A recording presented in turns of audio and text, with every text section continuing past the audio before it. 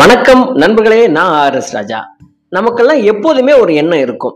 அதாவது ஒரு பெரிய கூட்டத்துல இருந்தாலும் நான் மட்டும் மத்தவங்களோட வித்தியாசமா தெரியணும், எல்லாருடைய பார்வையும் என் மேலேயே இருக்கணும், நான் பண்ற செயல் மேலேயே இருக்கணும் அப்படிங்கிற குழப்பம் உங்களுக்கு இருக்கா? நான் அழகா இல்லையே, நான் கலரா இல்லையே, எனக்கு எந்த திறமையும் இல்லையே அப்படின்னு கவலைப்பட்டுக்கிட்டே இருக்கிறவங்களா நீங்க? உங்களுக்காக தான் இந்த வீடியோ. நீங்க ரொம்ப அழகா இருக்க வேண்டியதில்லை. ஒரு 7 விஷயங்களை நீங்க கடைபிடித்தீங்கன்னா, ஒரு 1000 பேருக்கு நடுவுல நீங்க இருந்தா கூட 999 பேருடைய கண்களும் உங்களை சுத்தி தான் இருக்கும். இந்த 7 அடிப்படையான விஷயத்த நீங்க ஃபாலோ பண்ணீங்கன்னா, நீங்க நல்லா கவனித்து பார்த்திருந்தா தெரியும். சில நபர்களை சுத்தி எப்போதுமே கூட்டம் ஒரு மாதிரி சுத்திக்கிட்டே இருக்கும். இதற்கான காரணம் என்னன்னு நீங்க யோசிச்சிருக்கீங்களா?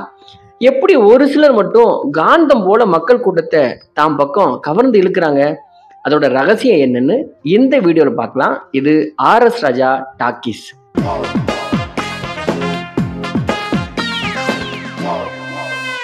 இதுவரை இந்த சேனலை நீங்க சப்ஸ்கிரைப் பண்ணனா சப்ஸ்கிரைப் பண்ணிட்டு இந்த வீடியோவை மேலும் நீங்க கண்டினியூ பண்ணுங்க.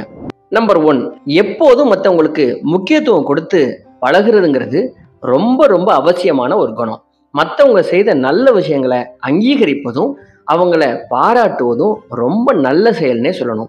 மற்றவங்க நம்ம கிட்ட பேசும்போது அதை பொறுமையாக கேட்கிறது, நாம மற்றவங்கள அங்கீகரிக்கிறோம் மதிக்கிறோம் அப்படிங்கிறத அவங்க உணரும் போது நம்ம மீது அவங்களுக்கு தானாகவே மரியாதை தோன்றும். அடுத்த நாள் நீங்க எங்க இருக்கிறீங்களோ உங்க பக்கத்துல அவங்க தானாவே வந்துருவாங்க. நீங்க மற்றவங்களை கவர்றதுக்கு செய்ய வேண்டிய 2வது வழி, புன்னகைக்கு அதிகமான பாசிட்டிவ் எனர்ஜி உள்ளது. யார் என்னவென்று நமக்கு தெரிய தேவையே இல்லை. ஒருவரை பார்த்து நம்ம சிரிக்கும் போது அவங்களும் தானாகவே நம்மளை பார்த்து சிரிப்பாங்க. இது நம்மளை சுத்தி ஒரு நல்ல சூழலை உருவாக்கும். யாரையாவது பார்த்து நீங்க அவங்க சிரிக்கட்டும் அப்படின்னு வெயிட் பண்ணாம முதல்ல நீங்களே சிரிங்களேன். அடுத்த நாள் பாருங்க, உங்களை தேடி வந்து அவங்களே சிரிப்பாங்க.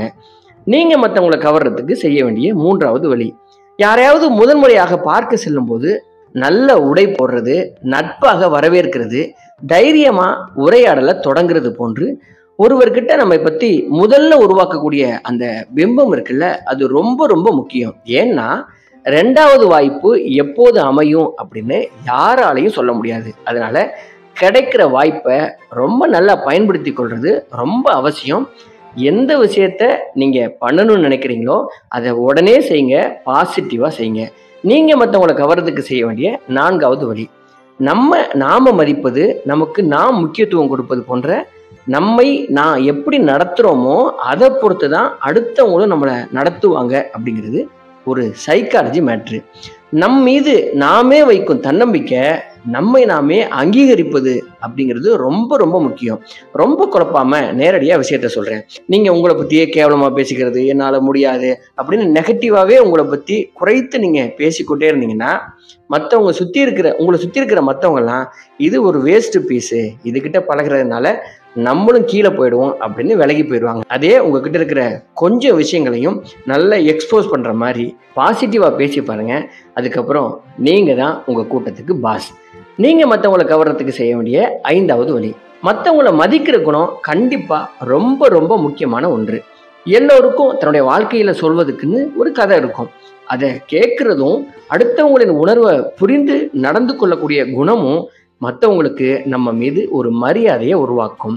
நீங்க மதிக்கிறீங்க அப்படின்னு தெரிஞ்சாவே ஆட்டோமேட்டிக்கா உங்களை சுத்தி ஒரு திரளான கூட்டம் வந்து உங்களை மொய்க்க ஆரம்பிச்சிடும்.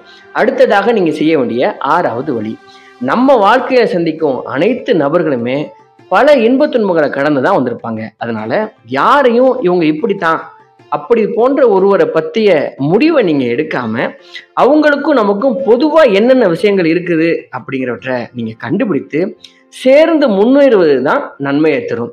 ஒருத்தங்களை பத்தி குறையே தேடி தேடி தேடி நீங்க எடுத்துக்கிட்டே இருந்தீங்கன்னா இந்த உலகத்துல உங்களை சுத்தி யாருமே இருக்க மாட்டாங்க. அது உங்க அப்பா அம்மாவா இருக்கலாம், இல்ல புள்ள பொண்டாட்டியா இருக்கலாம், எல்லாரும் விட்டுட்டு போயிடுவாங்க. அதனால மற்றவங்க கிட்ட இருக்கிற சிறந்த விஷயங்களை தேடி பிடிச்சு அது மூலமா நம்ம அவங்க கூட தொடர்புல இருப்பதற்கு கண்டுபிடிங்க. அடுத்ததாக நம்ம மற்றவங்களை கவர செய்ய வேண்டிய 7வது வழி, நாம பேசும் வார்த்தைகள் எப்போதும் பாசிட்டிவா இருக்கணும். அடுத்தவங்களை பாராட்டுறது, நன்றியை தெரிவிக்கிறது, எந்த ஒரு பிரச்சனை வந்தாலும் அதற்கான தீர்வை தேட வேண்டுமே தவிர பிரச்சனை நினைத்து வருத்தப்பட்டு முடிஞ்சு போச்சு வாழ்க்கை, இனிமே என்னால் வெளியில வர முடியாது, அவ்வளோதான் அப்படின்னு நீங்க நெகட்டிவா பேசக்கூடாது. இப்படிப்பட்ட பாசிட்டிவ் குணங்களை நீங்க வளர்த்துக்கிட்டீங்கன்னா மக்கள் கூட்டம் உங்களை சுத்தி எந்நேரமும் இருக்கும் அப்படிங்கிறதுல நம்ம சந்தேகப்பட வேண்டிய அவசியமே இல்லை. நன்றி, வணக்கம்.